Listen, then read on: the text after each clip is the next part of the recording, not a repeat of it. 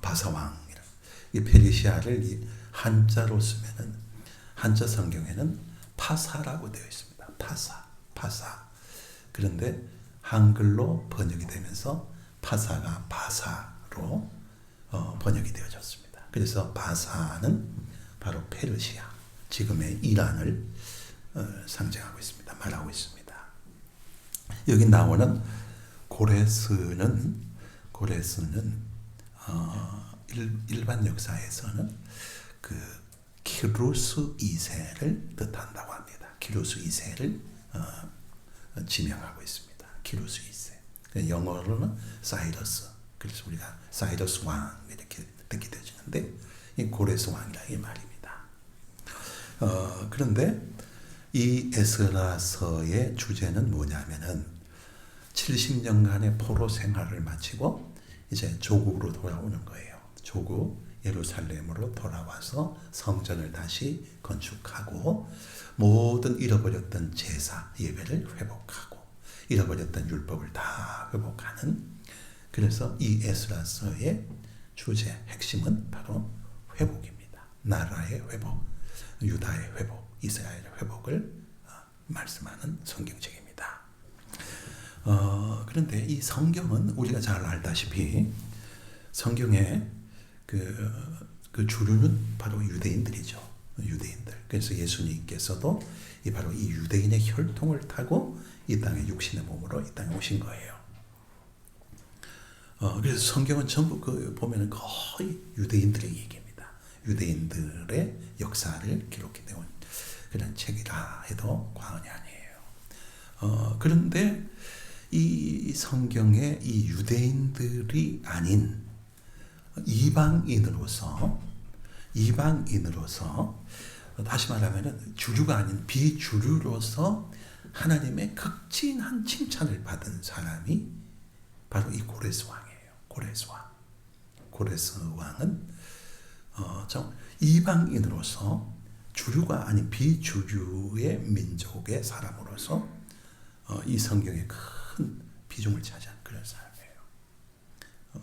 그 성경 우리가 잘 아는 대로 사도행전을 보면은 고넬료 나오죠. 백부장 고넬료가 나오지 않습니까?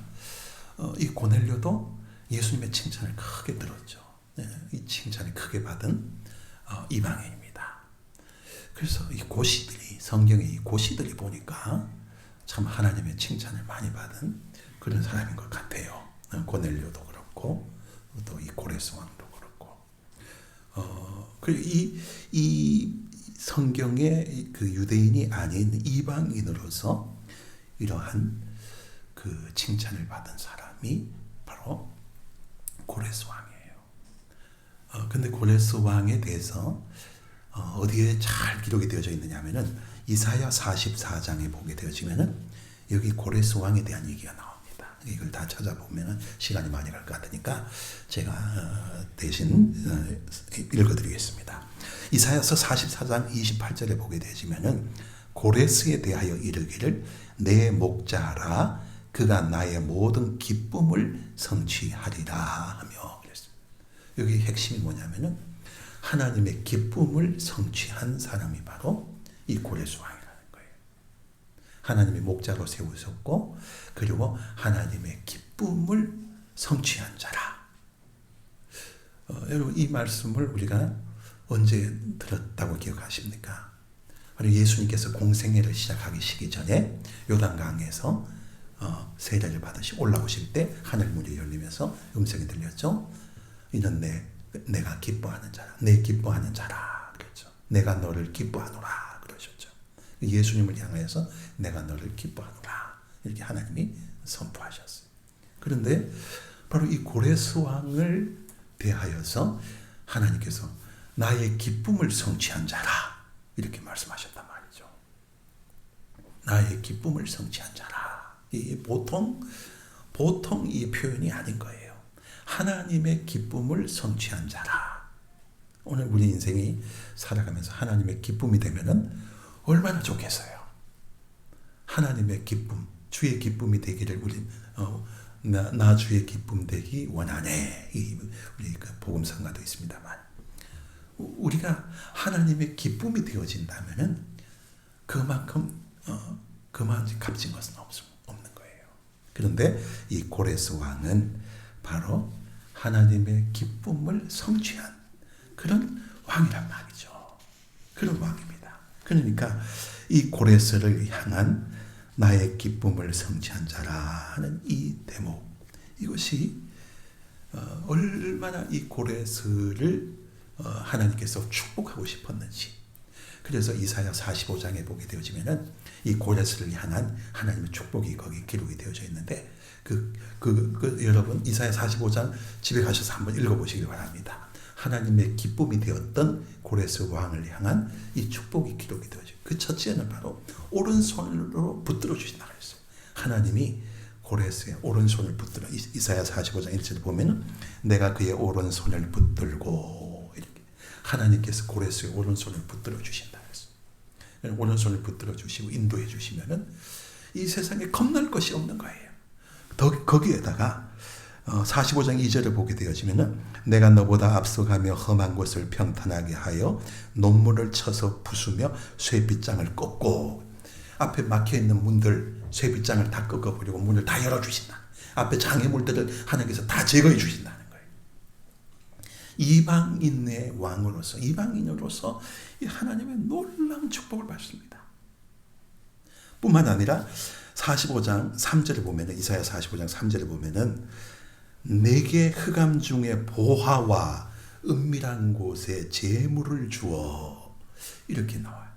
그러니까 이 고레스 왕에게 보화와 재물에 축복을 주신다는 거예요. 그냥 은밀하게 하나님께서 그냥 복을 주시는, 어느 순간부터 보다 보니까 그냥 큰 부자가 되어 있다 이 말입니다. 그러니까 하나님의 기쁨을 성취한 자는 이런 복을 받는 거예요. 오른손을 붙들어 주시고 앞에 장애물들을 다 제거해 주시고, 그리고 보화와 은밀한 그런 재물의 축복을 허락해 주신다는 거죠. 그러니까 오늘 우리가 하나님의 기쁨이 되기를 원해야 되겠습니까? 하나님의 근심덩이가 되기를 원해야 되겠습니까?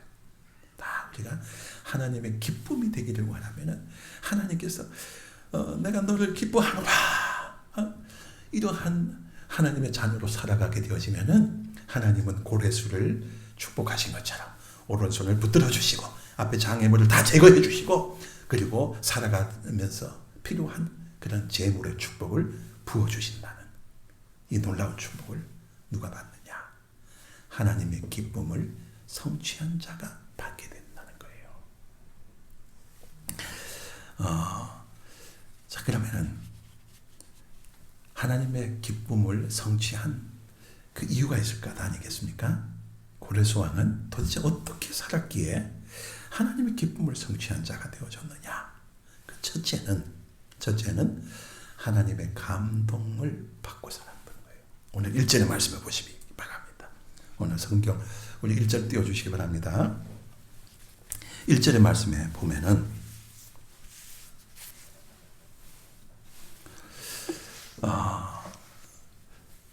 1절 중간 끝에 보면은 바사왕 고레스의 마음을 감동시키심에, 여기 나오죠. 그러니까 하나님께서 바사왕 고레스를 감동시킨 거예요. 감동시키셔서, 그래서 하나님께서는 이러한 역사를 이루게 되어집니다. 우리가 앞으로 살펴볼 것입니다만은 하나님께서 이 고레스 왕을 감동시키셔갖고 어떤 일을 하냐면은 70년 동안 포로 생활을 하던 이 이스라엘 백성들을 해방시켜 줍니다. 그래서 이 고레스 왕은 큰 왕인 거예요. 70년 동안 그냥 포로로 잡고 그냥 노예로 부려먹던 이 이스라엘 백성들, 이 사람들을 자기 고국으로 돌려보내는 거예요. 하나님의 감동을 받아가지고.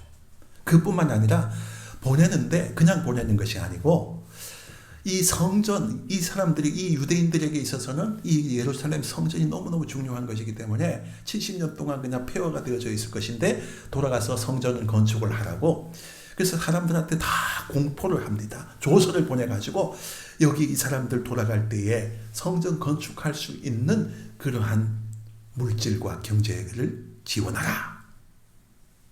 거기까지 그 선포를 하는 거예요. 조서를 내려가지고. 그래서 이 이스라엘 역사에 있어서 정말 획기적인 그런 역사. 우리나라 역사에서 정말 획기적인 역사가 언제입니까, 여러분? 해방되어지는 것이죠. 36년간 우리가 일본의 식민지로 살다가 해방되어진 것. 근데 이스라엘도 마찬가지. 더 하지 않겠어요? 70년 포로 생활에서 해방되어졌다. 그것을 주도한 왕이 바로 이 고레스 왕인 거예요. 하나님의 감동을 받아가지고. 지금 우리가 러시아 때문에 골머리를 앓고 있습니다만은 이 러시아가 저런 러시아가 아니었는데 하여간 독재자가 들어서면은 저렇게 되는 거예요. 1989년에 그때는 러시아가 아니었죠. 소련이라 그랬죠. 소비에트 연방공화국이라 그래가지고 그 주위의 모든 그 국가들을 다 통합해가지고 연방국가, 그 소련이라고 하는 연방국가를 만든 거죠. 소비에트 연방. 그걸 줄여서 소련이라 그랬죠. 근데 1989년에 그때는 미국의 대통령이 부시 대통령이죠. 그 1세 아버지 부시 대통령이 그때 통치할 때인데 그때 이 소련의 최고 높은 사람은 바로 고르바조프 그때 서기관이라 그랬죠. 제일 높은 그러한 직위를 갖고 있었는데 1989년에 몰타라고 하는 섬에서 회담을 갖습니다. 이제 우리가 냉전을 종식시키고 세계 평화를 이루자. 그래서 고르바조프의 마음을 하나님께서 감동시키신 거예요. 그래서 그 이듬해 소비에트 연방공화국이 다 해체가 되어졌죠. 지금 싸우고 있는 우크라이나를 비롯해가지고 다 이제 연방 독립을 다 이루게 되어지죠. 그래서 그 이후로부터 시작해가지고 주변 국가들이 해방되면서 독립을 하면서 다 자기 나름대로 그렇게 나라를 잘 세워져 가고 있었고 러시아도 정말 개방하고 그래서 나라가 다 부강해지는 그런 나라가 되어졌죠. 지금의 러시아는 너무 욕심을 부리다 보니까 지금 온 세계 힘들게 하는 그러한 지금 주범이 되어버리고 말았는데 그냥 한 사람을 감동해가지고 그냥 냉전으로 세계에 항상 냉전의 그런 시대였는데 한 사람을 감동시켜가지고 완전히 나라를 완전히 바꿔버린 거예요. 세계 정세를. 마찬가지로 지금 이렇단 말이죠. 이 지금 고레스 왕이 70년간 붙잡아가지고 포로로 부려먹던 이 사람들을 돌려보낸다는 게 이게 보통 이거는 인간 상식으로 생각하면은 할 수 없잖아요. 일본이 우리나라 그 식민지 그냥 해줬습니까? 원자폭탄 한 대 맞고 그냥 억지로 해준 것이지. 그런데 70년 이렇게 포로 생활을 하던 이 유대인들을 해방시켜준다. 이건 하나님이 감동하신 거예요. 하나님이 감동시키신 거예요. 그래서 이스라엘 백성들이 고국으로 돌아오게 되어지는 이런 역사. 돌아올 때 건축할 수 있는 그런 모든 그런 자금도 다 보내가지고 돌아가도록. 그러니까 이스라엘 역사에 있어서는 정말 획기적인 그러한 왕이 아닐 수가 없는 거예요. 그런데 그게 어찌 그렇게 되어졌느냐? 하나님이 고레스 왕을 감동시키셨단 말이죠. 감동시키셨다. 그래서 오늘 여러분 우리도 하나님이 주시는 감동으로 살아야 돼요. 하나님이 감동을 주시니까 이러한 일이 여러분 이러한 일이 어디서 또 있었느냐 하면은 옛날 애굽에서 430년 동안 종살이를 하고 해방되어졌을 때에도 그때도 이런 일이 있었어요. 그때도 보면은 그냥 안 놓아주려고 그랬죠. 애굽의 바로 왕은 안 놓아주려고 그랬죠. 그 포로를 풀어주고 싶지 않았어요. 400년 넘게 얼마나 잘 부려먹었습니까? 놓아주기 아까웠죠. 그래서 하나님께서는 어떻게 하셨는가? 모세를 감동시키셔서 모세를 지도자로 세우셔가지고 그래서 모세를 통해서 이 애굽 땅에 10가지 재앙을 내리지 않습니까? 이 10가지 재앙을 내렸더니 완전 나라가 초토화가 다 돼버리고 말았어요. 마지막 재앙은 그냥 초태생 장자의 죽음으로 인해 가지고 온 나라가 그냥 곡하는 땅덩어리가 다 돼버리고 말았어요. 근데 하나님께서는 모세에게 명령하십니다. 백성들을 애굽에 보내서 사람들한테 보내가지고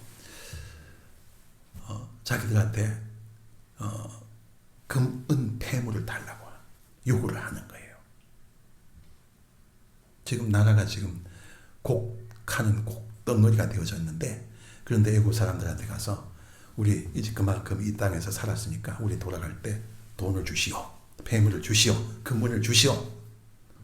그런데 이상하게 사람들이 하나님이 감동하셔가지고 주더라는 거예요. 그 성경 출애굽기에 보게 되어지면은 애굽 사람들이 준 금, 은, 폐물, 옷가지 이런 가죽들 이런 것들을 가지고 광야로 나갑니다. 왜 나가죠? 출애굽해 가지고 가나안 땅으로 들어가죠. 들어가면서 그 광야 생활을 하는 가운데 가지고 나온 그 폐물, 금, 은, 보화를 가지고 뭘 합니까? 바로 성전을 짓죠. 성막을 짓는데 거기다 놨어요. 하나님께서는 그것을 위하여서 예비하신 거예요. 그래서 애굽의 사람들한테, 애굽 자기들 부리던 그 사람들한테 찾아가서 우리에게 정당한 금, 은, 보화를 주시오. 안 주잖아요, 되게. 근데 감동시키니까 주더라는 거예요. 오늘 여기 고레스 왕도 하나님이 감동시키시니까 돌아가는 것도 감사한데 거기다가 가서 예루살렘 성전을 건축하시오 이러면서 그 성전 건축에 드는 모든 자금을 다 대주고, 뿐만 아니라 그 옛날 바벨론 느부갓네살 왕이 이 이스라엘을 쳐들어와 가지고 탈취했던 성전의 기명들 있잖아요. 하나님 앞에 제사 드릴 때 쓰던 그런 모든 기명들, 그릇들이 있지 않습니까? 그 그릇들, 금쟁반도 있고 은쟁반도 있고 뭐 하여간 많은 그런 그 기명들이 있는데 성경이 보니까 5,400점이라고 그랬어요. 근데 그것을 전부 다 돌려줍니다. 전부 다 돌려주는 거예요. 이러한 일이 여러분 어떻게 일어날 수 있겠습니까? 지금 영국 같은 나라가 가서 식민지로 가서 막 세계에서 그냥 뭐 그런 유적들 있지 않습니까? 고고학적인 가치가 있는 그런 귀한 유물들, 이런 유물들 안 돌려줍니다. 안 돌려줘요. 영국에는 그래서 영국 대영 제국 박물관에는 거기 보면은 뭐 별의별 희한한 그냥 존귀한 아주 귀한 그런 유적들이 많아요. 로제타 스톤 같은 것은 이건 저 터키에서 그냥 빼앗아온 거예요. 그냥 안 돌려줍니다. 안 돌려주고 대신에 양심이 있어서 그런지 대영 제국 박물관에 입장할 때 돈은 안 받아요. 무료로 들어가게 합니다. 그래서 저도 그 무료로 갔다 왔어요. 그래서 로제타 스톤을 봤어요. 안 돌려주지 그걸 왜 돌려줍니까? 그런데 이 고레스는 성전을 건축할 수 있는 그런 자금뿐만이 아니고 그 성전에 쓰던 모든 기명들 빼앗아 왔던 것들 그걸 다 돌려줍니다. 어찌 이런 일이 있을 수 있느냐? 하나님의 감동을 받으면 그런다는 거예요. 하나님께서 감동시키니까 그러니까 이 모든 것을 다 돌려주는 거예요. 여러분 우리가 하나님의 기쁨이 되어지기를 원한다면은 우리가 하나님께서 감동하시면은 감동하는 대로 살아야 돼요. 감동이 여러분 한자로 어떻게 된 거예요? 느낄 감, 움직일 동의. 느끼면은 행동해야 되는 거예요. 순종해야 되는 거예요. 근데 성경에 보니까 사도행전에 보니까 아나니아 삽비라 부부 얘기가 나오지 않습니까? 어느 날 너무 은혜를 받았어요. 그래서 너무 은혜를 받아가지고 하나님 내가 내 소유를 팔아가지고 다 바치겠습니다. 그런데 하루 지나고 나니까 며칠 지나고 나니까 갑자기 걱정이 되는 거예요. 야, 내가 괜히 그런 얘기했다. 괜히 그런 약속했다. 그래서 자기 소유를 팔아가지고 어떻게 했습니까? 일부는 숨겨두고 일부만 하나님 앞에 바쳤어요. 그런데 하나님께서는 그것을 용납하지 아니하셨어요. 하나님께서 감동시키셔서 너 부자잖아. 너 소유를 팔아가지고 바쳐라. 초대교회를 위해서 바쳐라. 그런데 감동을 받았어요. 그때는 너무너무 감사해서 바치겠습니다. 그런데 감동이 사단의 영향을 받게 되어지면은 아까운 거예요. 그래서 숨겨두고 있다가 일부만 가지고 하나님을 바쳤더니 베드로를 통해서 책망을 하죠. 그래서 저주를 받아가지고 그 자리에서 즉사했다. 그래서 즉사했다. 여러분, 하나님께서 감동하셔가지고 하나님께서 여러분들의 어떤 감동을 주시는데 그 감동을 지금 숨겨두고 있으면 안 되는 거예요. 동은 움직일 동입니다. 행동해야 되는 거예요. 행동해야 되는 거예요. 오늘 성전 건축도 여러분 그래요. 예루살렘 성전을 지금 건축하는데 이 성전 건축은 순전히 이게 하나님의 감동에 의해서 이루어진 거잖아요. 고레스 왕을 감동해가지고 사람들을 감동시켜가지고 예루살렘 성전을 건축하는데 자금을 다 너희들이 대라. 그래서 예루살렘 성전이 건축되어진 거예요. 오늘 교회도 우리 이 시대의 교회도 다 그런 거예요, 여러분. 오늘 우리 교회도 옛날 그저 1층에 그냥 그러한 그냥 조립식 판넬 그런 건축물이었는데 우리에게 감동을 주셨잖아요. 근데 그 감동 역행한 사람도 있었죠. 그 예루살렘 성전 건축할 때도 마찬가지예요. 하나님의 감동으로 예루살렘 성전이 막 건축되어지는데 거기 도비아와 산발락 같은 이런 사람은 아주 극렬하게 반대를 합니다. 극렬하게 반대를 합니다. 언제나 하나님께서 감동을 주시는 사람이 있지만 또 반대하는 사람이 있어요. 근데 하나님이 감동하는 것은 그럼 지켜야 돼요. 하나님의 감동으로 다 이루어지는 거예요. 오늘 우리 교회도 이렇게 아름다운 성전을 건축하게 된 것도 여러분들 감동에 의해서 교회가 세워진 거죠. 교회가 세워진 거예요. 이 예배당이 세워진 거예요. 여러분, 하나님이 여러분에게 어떤 감동을 주십니다. 교회 가라. 감동을 주십니다. 하나님 앞에 헌신되라. 감동을 주십니다. 때로는 하나님께서 너 그것을 하나님 앞에 드려라. 감동을 주십니다. 근데 느끼기만 하고 움직이지 않는다면 그것은 역행하는 거죠. 하나님을 기쁘시게 해드리는 자가 아닌 거예요. 오늘 여러분 살아가다 보면은 우리가 기도 중에 또는 설교를 들을 때 하나님께서 나에게 감동을 주십니다. 감동이 오면은 반드시 순종하고 행동해야 되는 거예요. 그래야 우리가 주의 기쁨이 되어져 축복을 받습니다. 다음 두 번째, 왜 고레사 왕은 하나님의 기쁨을 성취한 사람이 되어졌느냐 하면은 청지기 신앙이 있었어요. 청지기 신앙. 오늘 3절에 보시면은 이렇게 고레스 왕이 이렇게 고백을 합니다. 이스라엘의 하나님은 참신이시라. 너희 중에 그의 백성된 자는 유대인의 2절을 올려주세요. 바사 왕 고레스는 말하노니 하늘의 하나님 여호와께서 세상 모든 나라를 내게 주셨고, 이렇게 고백하죠. 하늘의 하나님 여호와께서 내게 모든 나라를 내게 주셨고, 자기가 지금 이 바벨론을 지금 완전히 이제 합병한 거예요.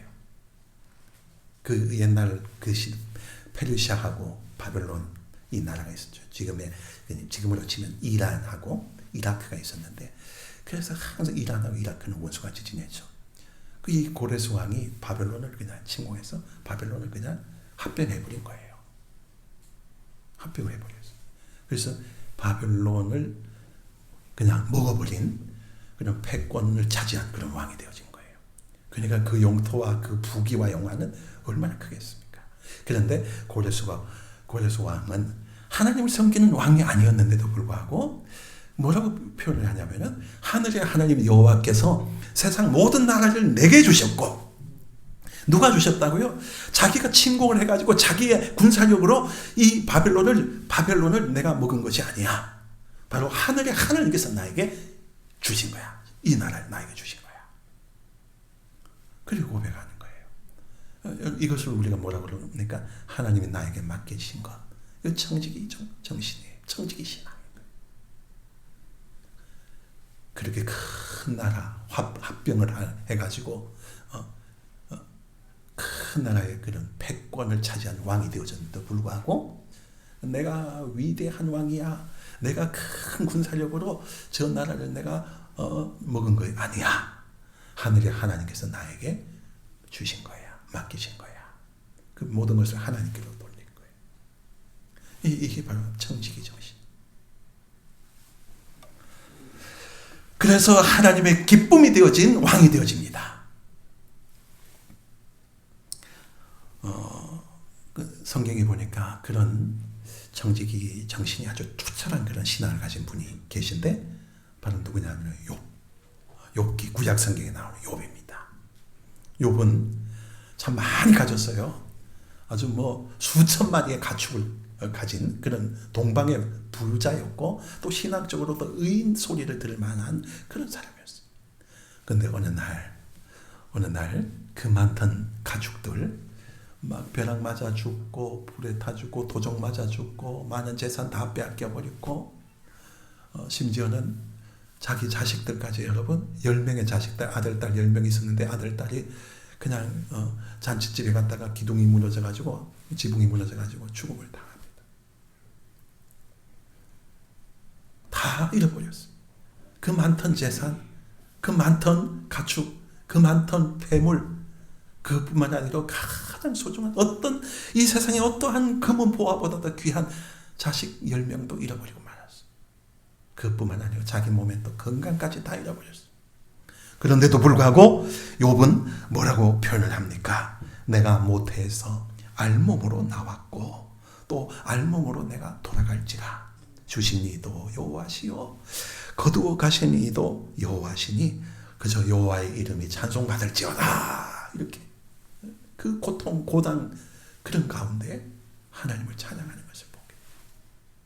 이런 신앙이기 때문에 욥은 갑절의 축복을 받았어요. 노년에 오히려 말년에 더 큰 축복을 받았어요. 이런 청지기 신앙이 있어야 된다는 거죠. 1950년에 우리나라에서 6.25 전쟁이 터졌는데 그때에 노벨 상을 받은 두 사람 얘기가 있습니다. 한 사람은 평화상을 받은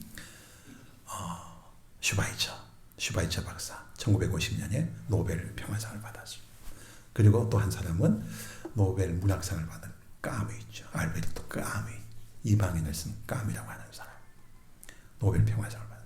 그래서 그 상금을 주잖아요. 노벨상 상금이 그냥 적지 않은 큰 금액의 상금을 주는데 이 슈바이처는 아프리카에 병원을 지었고 이 까미는 저 프랑스 근교에 거대한 저택 별장을 지었어요.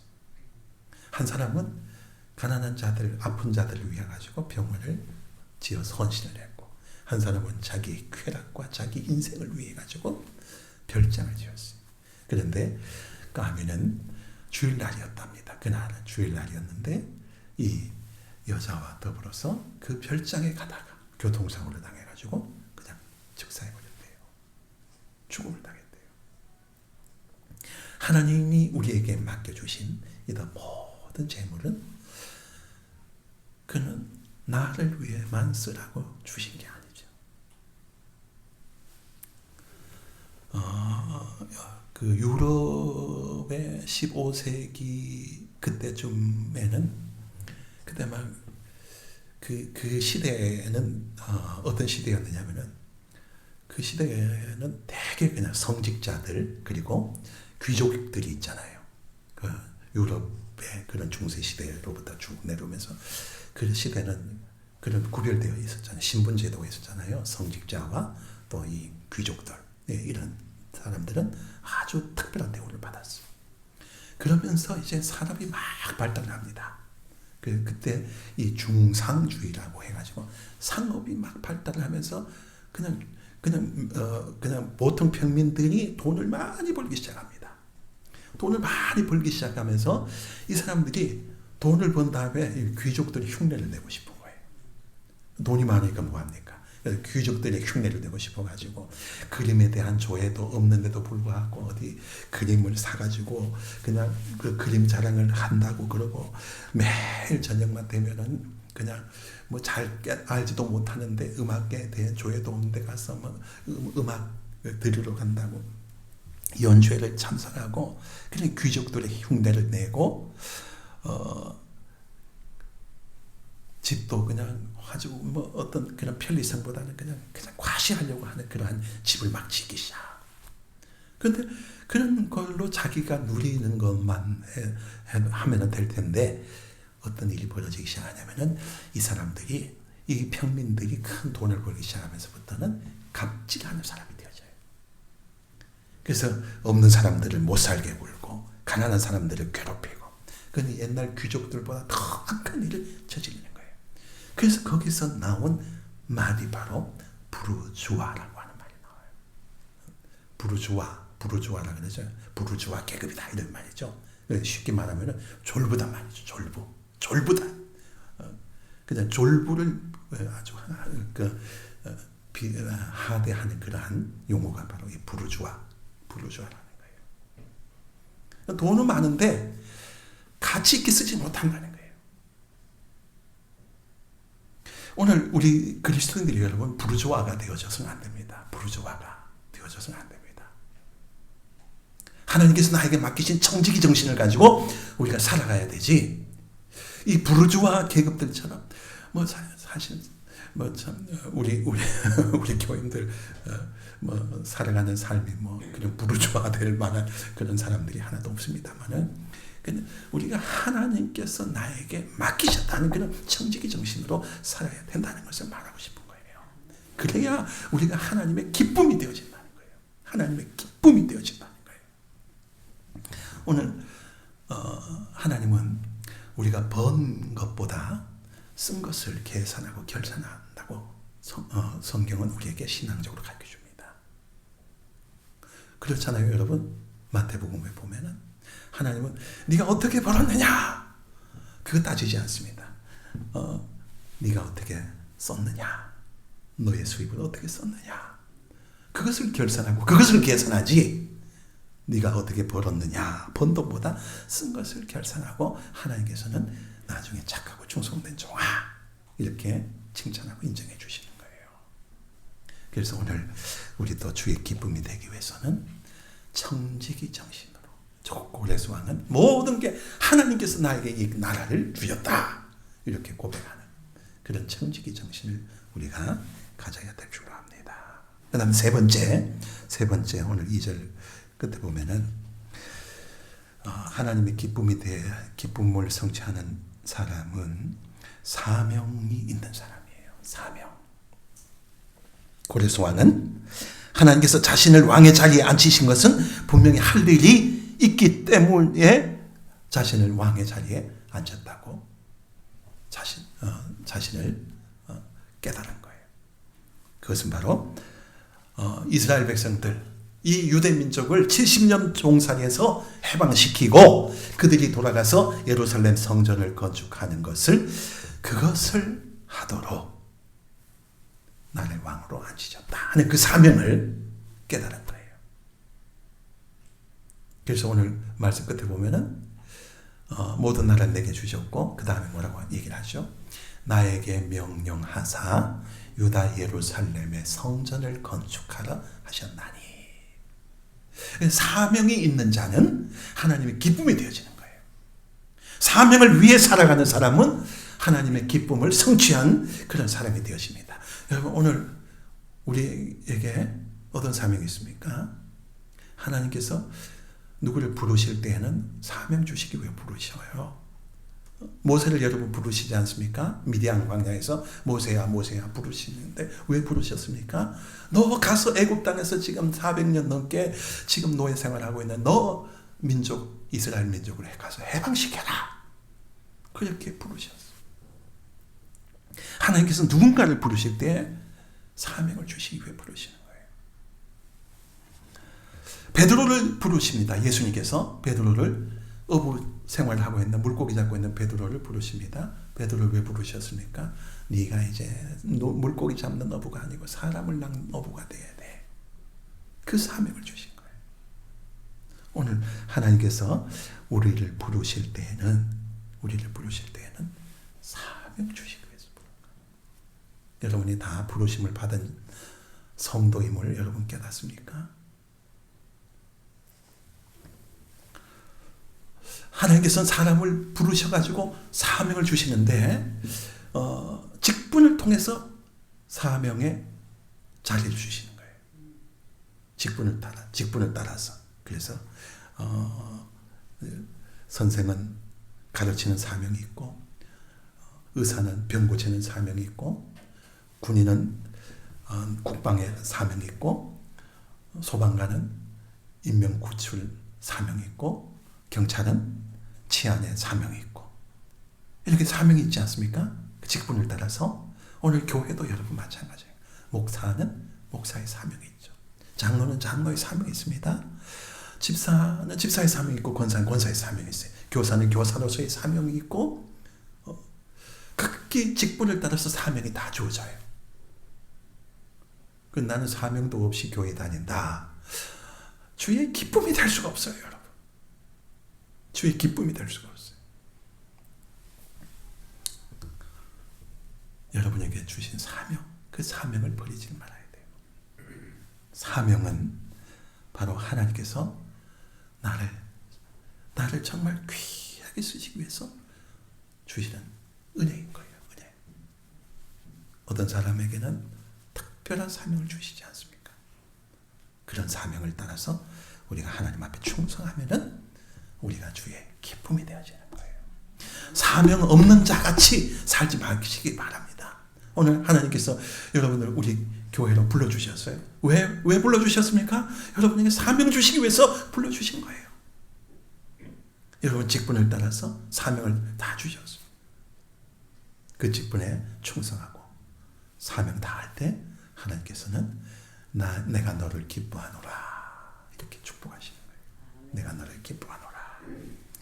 오늘 여러분 우리가 살아가면서 주의 기쁨이 되어지는 그런 성도가 되어지기를 원합니다. 오늘 고레스 왕을 통해 가지고 우리가 세 가지를 꼭 기억하시고, 하나님께서 우리를 감동하시면 절대로 숨겨두지 마시고 행동하시기 바랍니다. 감동에 순종하시고, 그리고 모든 것은 다 하나님이 나에게 맡기신 것이라고 하는 정직이 그런 신앙을 가지시고, 하나님께서 나를 불러주셨어요. 사명 주시기 위해서 불러주셨다는 그것을 여러분 오늘 고레스 왕을 통해서 좀 더 우리가 도전을 받고 정말 하나님 기뻐하시는 사람들로 우리가 든든히 세워져 가기를 축복합니다.